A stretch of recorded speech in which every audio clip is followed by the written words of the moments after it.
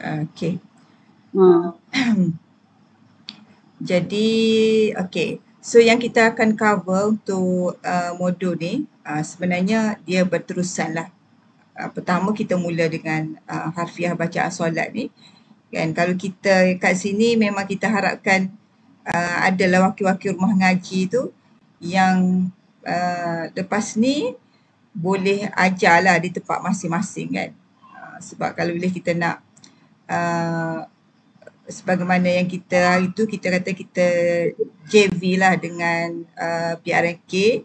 Jadi kita sangat mengharapkan modul ni akan diteruskan di tempat masing-masing supaya akhir sekali tercapailah objektif kita yang merangkumi tiga-tiga ni kan.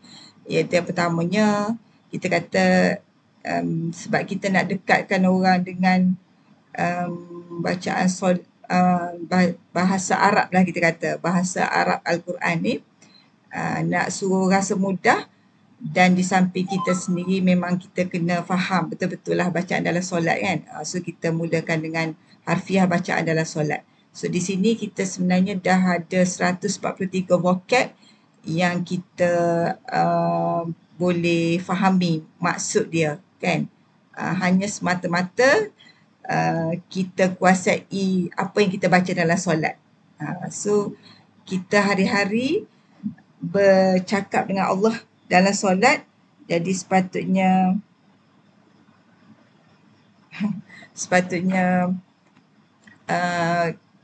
kita daripada awal lagi lah sebenarnya faham bacaan dalam solat kan. Maknanya kalau selepas daripada ni kita semua sahabat-sahabat semua boleh share kan dengan keluarga sendiri, semualah apa yang kita belajar untuk modul yang pertama ni. Yang kedua, selepas kita dah cover bacaan dalam solat, kita dah ada 143 vocab. So kita teruskan perjalanan kita untuk kita pelajari surah pendek. Maksudnya yang kita selalu baca dalam solat, surah-surah yang kita selalu baca dalam solat. Supaya bila kita baca dalam solat tu kita berserta dengan makna dan faham sekali kan. Dari sini kita masukkan jugalah usul-usul tadabbur supaya kita lebih jelas lagi apa yang kita baca tu kan. Sebab al-maklum lah bila kita sebut harfiah ni maksudnya dia kita terjemah perkata. Jadi bila terjemah perkata ni kadang-kadang dia bahasa dia tu macam bahasa klasik. Kalau kita dengar kitab-kitab lama kan, dia bentuk macam tu.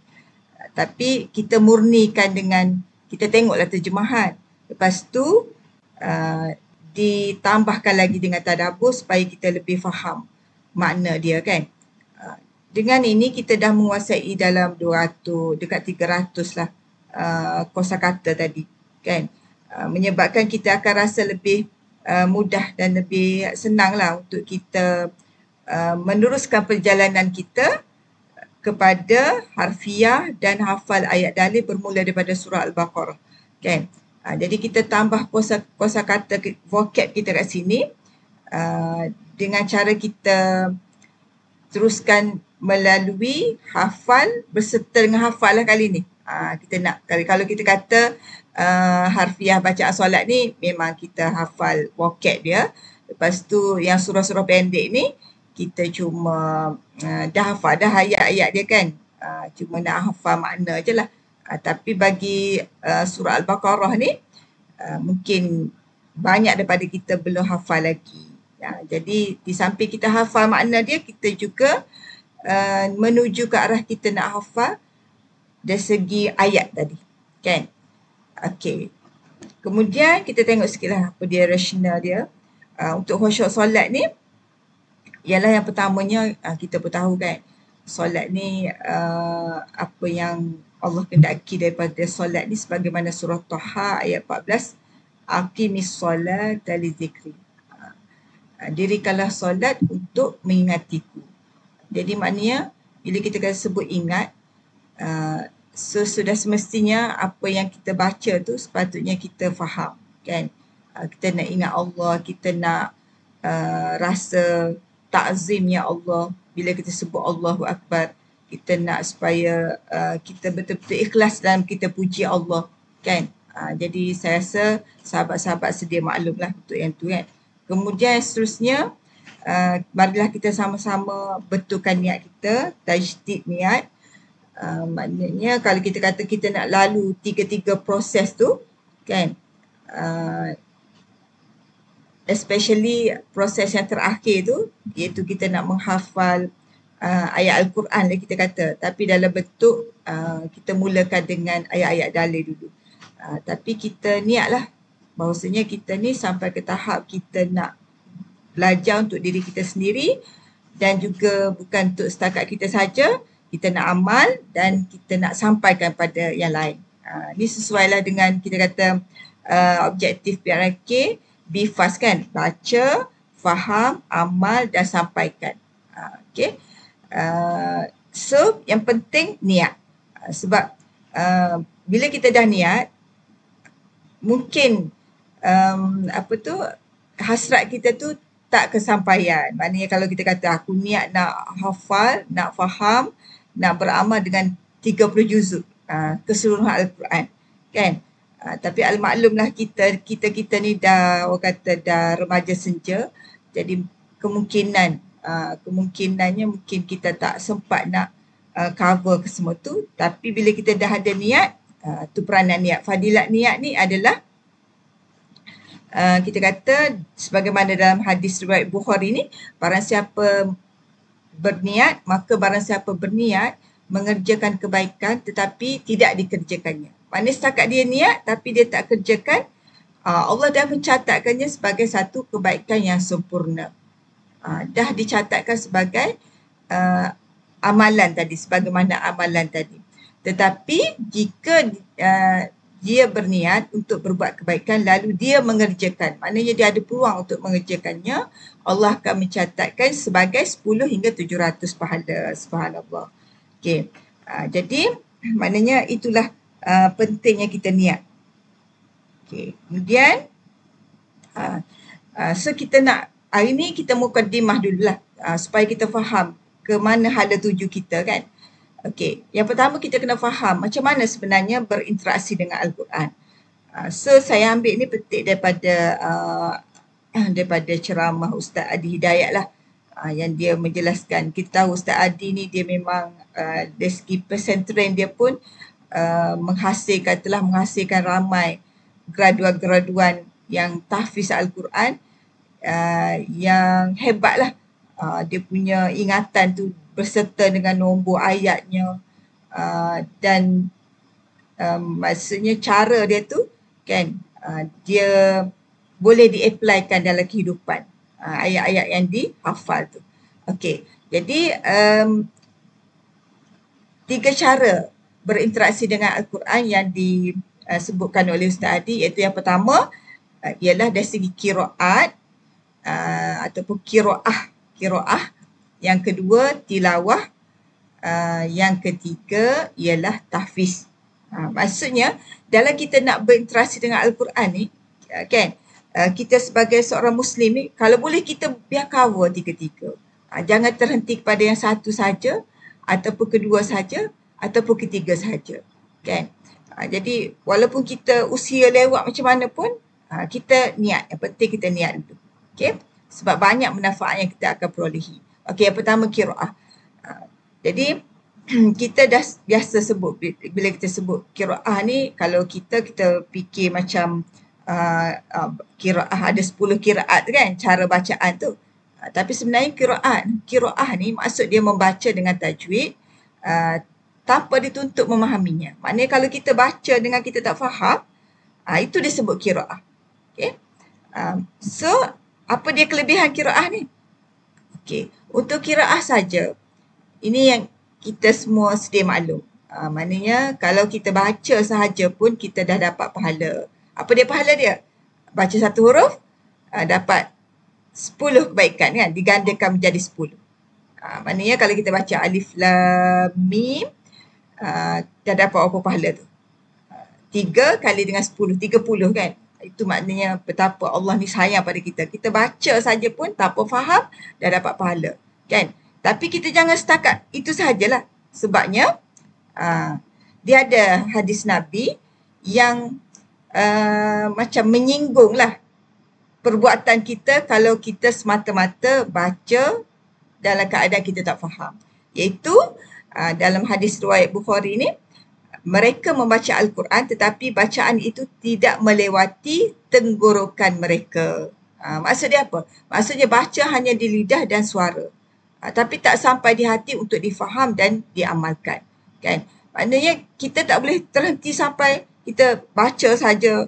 Kan? Lepas tu bacalah, belajarlah pula qiraat lain sampai 10 qiraat. Padahal kita mengabaikan aspek lain yang ada tuntutan untuk kita faham, untuk kita tadabbur ayat tadi. Banyak lagi benda yang kita nak buat kan, selain daripada kita sekadar baca tanpa faham. Macam contoh dalam hadis ni lah. Kemudian kita tengok dalam hadis lain pula, sesungguhnya orang munafik yang paling banyak dalam umatku ialah para qura'nya, iaitu para pembaca Al-Quran. Maknanya ada ancaman.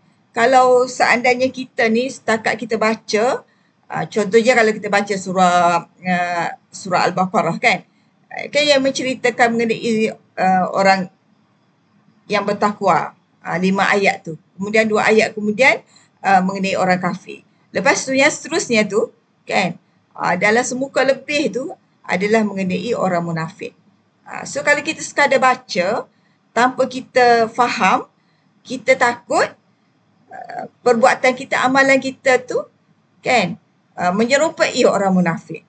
Padahal kita duduk baca, duduk peringatkan, duduk bacalah. Tapi sebab kita tak faham, jadi kita tak boleh jadikan Al-Quran tu sebagai guideline supaya kita terhindar daripada sifat-sifat munafik. Tu yang tengok ancaman ayat ni kan, takut kan. Bukan orang munafik ni di kalangan orang yang tak faham Quran, bukan tak baca Quran, tapi para qura', pembaca Al-Quran. Kan? Okey, itu yang pertama, kita faham kan? Maksudnya sekadar baca tanpa faham memang dapat pahala, tapi dia ada ancaman-ancaman dia. Maknanya kita kena cuba elakkan lah. Maksudnya tak boleh terhenti kepada baca saja. Kemudian kita tengok yang kedua, tilawah. So tilawah ni, kalau definisi tilawah ni sebenarnya dia dah merangkumi ke semua. Maknanya dia merangkumi baca, lepas tu dia berserta dengan faham, berserta dengan amal. Kan? Jadi sebab itu dari segi tilawah, kalau kita tengok amalan para sahabat dulu, jika kami mempelajari 10 ayat daripada Nabi, maka kami tidak akan pindah ke ayat berikutnya sebelum kami faham makna yang terkandung dalam 10 ayat tersebut. Maknanya belajar 10 ayat, betul-betul faham, kemudian amal. Kemudian bila dah macam tu, baru dia pindah kepada 10 ayat yang seterusnya. Kan? So maknanya kita faham di situ tilawah ni bukan macam qiraah lah. Kalau qiraah tu kita baca, kalau kita one juz one day, 1 juzuk 1 hari. Tapi tak faham. Tapi tilawah ni dia menuntut pada faham. So kita cuba ikutlah. Sahabat sendiri dia taklah baca banyak. Dia 10 ayat. 10 ayat demi 10 ayat. Okay? Ini motivasi tilawah. Dalam surah 2 ayat 121 ni merupakan, kalau surah Al-Baqarah ni, ayat kita punya ayat dalil kita ni lah. Kan? Orang-orang yang kami berikan kitab kepada mereka, mereka membacanya dengan bacaan yang sebenar. Haqqa tilawati.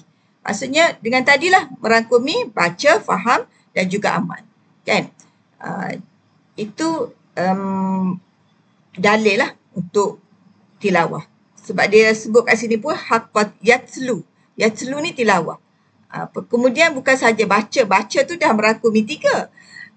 Ditekankan pula haqqa tilawati, sebenar-benar bacaan. Okay? Okay. Kemudian mungkin kalau kita tengok dari segi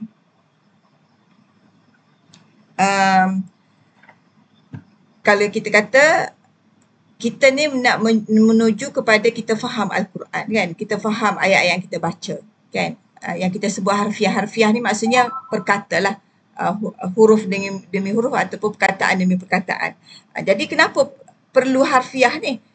So sebenarnya ke arah kita nak faham Al-Quran. Bila kita kata kita nak baca contoh dalam solat. Jadi kalau kita tak faham, takkan kita nak tengok terjemahan kan dalam solat kan.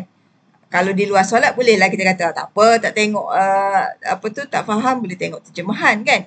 Tapi kalau kita baca dalam solat, Al-Fatihah tu pun kita kena faham dari sudut makna dia, kan? Kemudian begitu juga surah-surah tadi. Sangatlah bermanfaat kalau kita boleh faham. Maksudnya baca tu terus faham. Benda tu boleh buat. Dan ini adalah di antara ayat motivasi lah. Surah 12 ayat 2. Sesungguhnya kami menurunkan kitab itu sebagai Quran yang dibaca dengan bahasa Arab. Maknanya Allah ni yang menurunkan Al-Quran. Jadi dia maha tahulah Al-Quran tu memang bahasa Arab dan manusia ni berbagai bangsa, kan. Tapi la'allakum ta'qilu. Inna anzalnahu Qur'anan Arabiyyan la'allakum ta'qilu. Jadi Allah turunkan Al-Quran tu memang dalam bahasa Arab, tapi tujuan dia supaya kamu memahami. Maknanya petunjuknya di situ sebenarnya kita boleh memahami. Kita boleh berusaha memahami. Dan terbukti pun kita boleh memahami. Kalau kita tengok orang-orang yang belajar tu, kan, dia bermula dengan tak tahu. Tapi bila dia belajar, dia akan faham. Kan, dia boleh memahami Al-Quran. So, kita ni sebab apa kita tak tahu? Sebab kita tak mula dengan belajar. So, marilah kita mula dengan belajar. Dan satu lagi motivasi dia, ni kita kena selalu ingatlah ni. Ni kalau boleh kita hafal yang ni. Walaqad yassarnal Qur'ana lizikri fahal min muddakir. Ni memang selalu diulang oleh penceramah-penceramah pun memang selalu sangat dah disebutkan bila berkaitan dengan Al-Quran. Sebab apa? Sebab nak bagi motivasi pada diri kita sendiri dulu. Jadi ayat ni dia mesti berada di sisi kita. Di saat kita rasa, payahnya.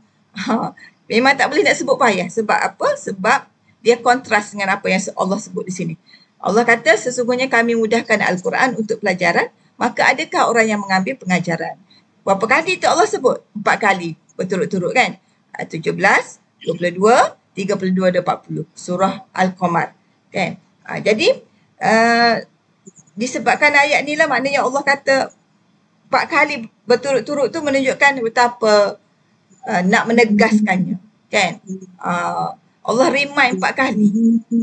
Jadi ini menunjukkan bahawa Allah memang nak suruh kita betul-betul rasa mudah Al-Quran dan berusaha untuk belajar dan memahami dia. Kan? Nak kata mudah tak mudah ni, cuba kita tengok video ni. Ini ada satu video. Okay, kita tengok sikit, dengar kan. This is exactly what the people in Palestine are doing. They keep thanking God when everything is going wrong. And we can't even thank God when everything is going right.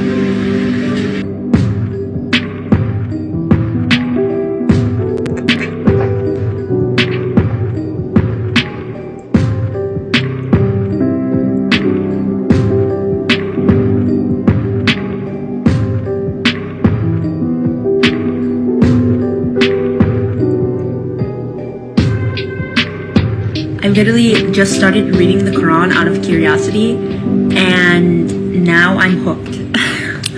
Literally, I started reading it because I was so curious about what is this. Cuba tengok, dia kata dia baca Quran, lepas tu sampai dia ketagih. Kita baca Quran ketagih tak? Dia orang kafir ni, masa ni dia kafir lagi. Okay? Maknanya kata cerita Al-Quran tu mudah. Faith that the Palestinian people have, it's something so deep and so profound that I was just drawn to learn more about Islam. So I started reading the Quran the other day, and I swear it's answering the exact questions I had in my mind about what's happening in Palestine right now.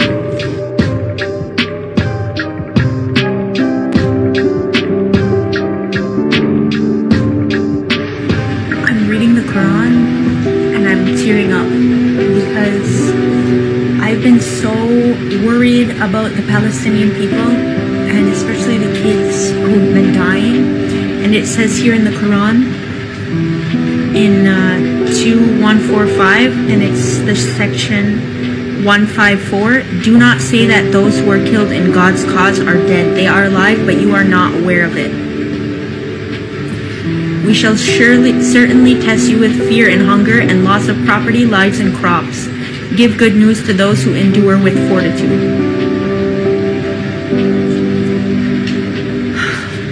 why does this just give me so much peace?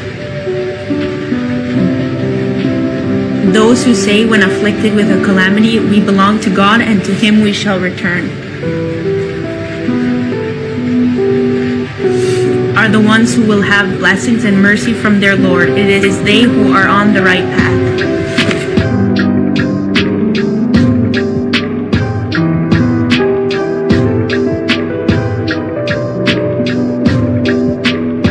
Okay. Masya Allah, subhanallah. Saya tunjuk sikit kan. Sebab nampak tak macam mana dia tu orang kafir ni. Orang kafir ni maksudnya dia semata-mata baca terjemahan English lah kalau dia kan. Tapi dia boleh sampai menangis. Dia boleh rasa Tuhan tu dekat. Jadi ini membuktikanlah bahawasanya betul lah Allah kata walaqad yassarnal Qur'ana lizikri fahal min muddakir. Allah mudahkan Al-Quran tu. Kemudian Allah tanya, ada tak orang yang nak ambil pengajaran daripada Al-Quran? Kan? Kalau kita tak ambil pengajaran, kita sekadar baca tu saja tanpa faham. Ni orang kafir ni. Yang ambil pengajaran, siapa boleh menangis, siapa rasa dekat sangat Tuhan tu dengan mereka. Kan? Jadi rasanya dia dah Islam dah, maksudnya akhir sekali. Maknanya apa yang dibaca sekadar terjemahan macam tu boleh menyebabkan dia betul-betul faham dan sanggup meninggalkan, berkorban dah untuk tinggalkan agama dia, memeluk agama Islam. Kan? Cuba kita bayangkanlah sahabat-sahabat semua betapa fahamnya dia dengan apa yang dia baca. Jadi itulah motivasi untuk kita, sepatutnya kita lebih lagi lah kita sebenarnya kan.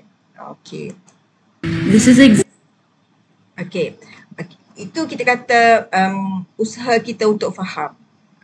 Maknanya bila kita sebut nak faham ni, yang paling mudah sekali kita kena belajar bahasa Arab, kita kena belajar makna tadi, dan kita bila baca boleh terus faham. Bila kita dengar syekh-syekh baca dalam solat, kita boleh terus faham. Kan? Itu yang paling ideal lah. Dan sebenarnya kita boleh buat macam tu. Kita boleh ke arah tu. Kita boleh berusaha ke arah tu. Kenapa kita tak berusaha kan? Kita boleh start belajar. Ni kita dah nak start belajar ni kan? Kita niat. Maknanya, ya Allah bagilah kemudahan untuk kita faham, untuk kita hafal mana-mana dalam Al-Quran kan? Okey, kemudian bila kita sebut ayat dalil pula, kenapa pula ayat dalil? Kenapa pula pelik kan? Sebab tu bila saya cari-cari semalam, sebenarnya cari-cari cara nak menghafal paling mudah. Sebab kita kata tengok sahabat-sahabat kita tu macam payah sikit nak hafal kan. Macam lambat sikit nak hafal. Jadi saya pun cari-cari. Jadi dalam pencarian dia tu memang boleh kata tak ada lah orang yang hafal ayat dalil ni kan. Maknanya baik ayat dalil macam kita buat ni. Semuanya biasanya surah-surah pilihan. Kalau nenek-nenek yang hafal pun biasanya dia hafal surah-surah pilihan. Surah-surah yang biasa kita baca lah. Kan? Jadi dia punya rasional kita gunakan ayat dalil ni. Ni daripada Ustaz Adi Hidayat jugalah. Ustaz Adi Hidayat ni minit yang ke-5, cuba kita tengok dah. Ustaz Adi Hidayat ni maksudnya dia terkenal dengan kita kata Bismillahirrahmanirrahim. Pelajar-pelajar dia tu boleh kodekan ayat-ayat yang dibaca tu, dan dia presentkan ayat-ayat ni dalam bentuk orang panggil tematik. Luar biasa. Nanti kita lihat caranya ya. Jika dijadikan sebagai panduan hidup, berubah namanya jadi apa? Sunnah. Rasul dengan sifat kenabiannya, sifat ujungnya ditambah ta. Nabi isi Al-Quran dari Al-Fatihah sampai An-Nas itu petunjuk hidup kita. Anda pekerjaan apapun, aktivitas apapun, insya Allah isinya ada di situ. Misal, Anda masih dalam kandungan, istri misalnya akan melahirkan. Bagaimana kemudian fase kelahiran ini dalam kandungannya supaya bayinya baik, kemudian Allah memberikan ridha supaya menjadi anak yang saleh. Doanya ada di Quran surah ke-7 ayat 189. Contoh prakteknya di Quran surah ke-3 Ali Imran ayat 35 sampai diberikan nama terlahir, Quran surah ke-3 Ali Imran 36 sampai dengan 37-nya. Kemudian bayinya mulai terlahir. Bagaimana supaya ASInya bisa mengalir dengan baik, bapak ibunya bisa berbagi perhatian dengan pembagian yang baik. Quran surah kedua ayat 233, paling kanan sebelah bawah. Sampai diberikan ASI selama 2 tahun misalnya. Quran surah ke-31 ayat ke-14, paling kiri sebelah atas. Okey. Jadi dia boleh beritahu dengan kedudukan ayat dia tu, kan? So kita pun nak ke arah tu lah. Kita pun nak ke arah tu. Maksudnya kalau boleh kita boleh kodkan ayat tu untuk kegunaan kehidupan kita. Sebab tu kita kata kita pilih ayat dalil yang pertamanya berdasarkan kepada kemampuan kita lah. Kita rasa kita ni dah maghrib kan, umur kita dah senja, mungkin kita dah tak berapa nak sempat nak hafal kesemua. Kita kata surah contohnya surah Al-Baqarah lah kan. Jadi kita ambil pilih-pilih yang kita rasa relevan dengan kita, kan?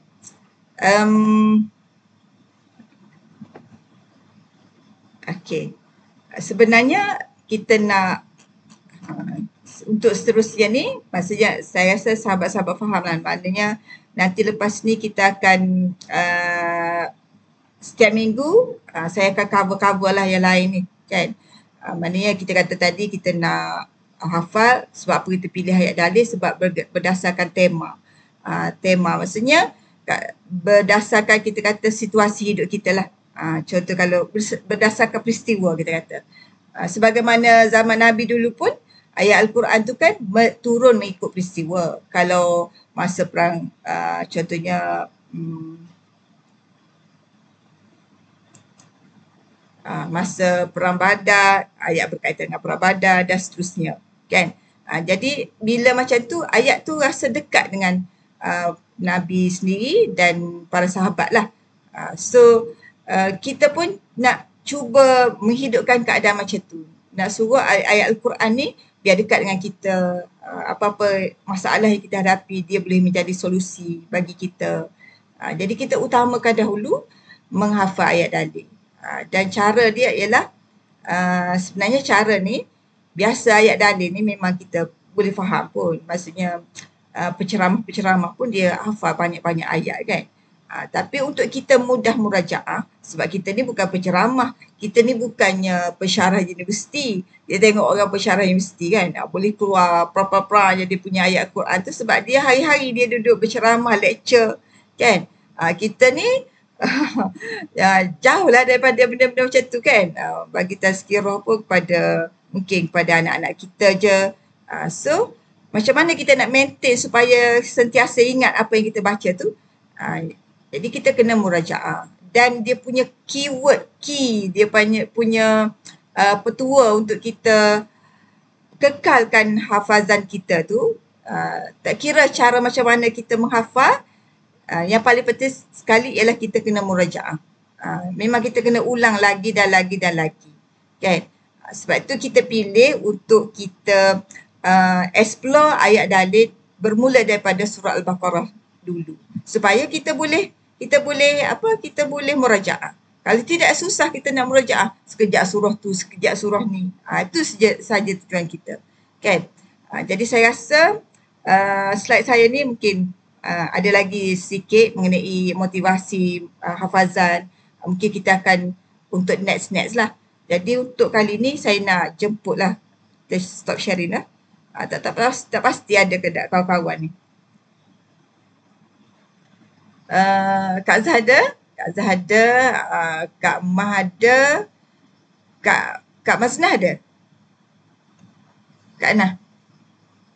Ada ke Kak Nah? Ada, tapi line sekejap keluar, sekejap masuk gitu. Line tak cantik. Ya, okey. Tak apa.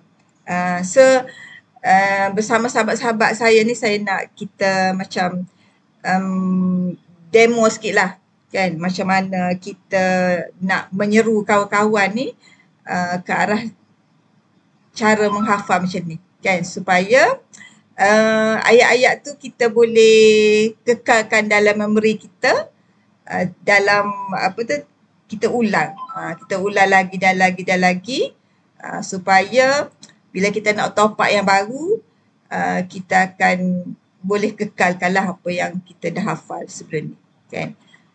So mungkin kita boleh mula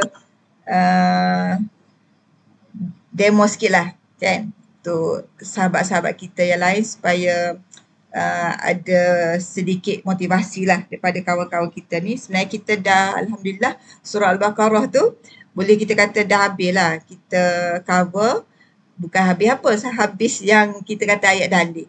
So ayat dalil tu dalam 100 ayat macam tu. Okay. Jadi nak tunjuk pada kawan-kawan nanti mungkin kita sekarang baru nak baca, nak belajar baca solat kan. Tapi kita punya towards ke arah ni. Okay. So siapa nak start dulu? Kak Nah dulu.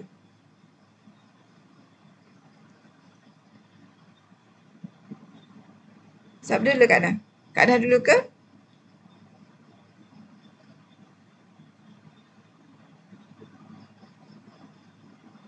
Dengar dah Kak Nah? Putus-putus aja.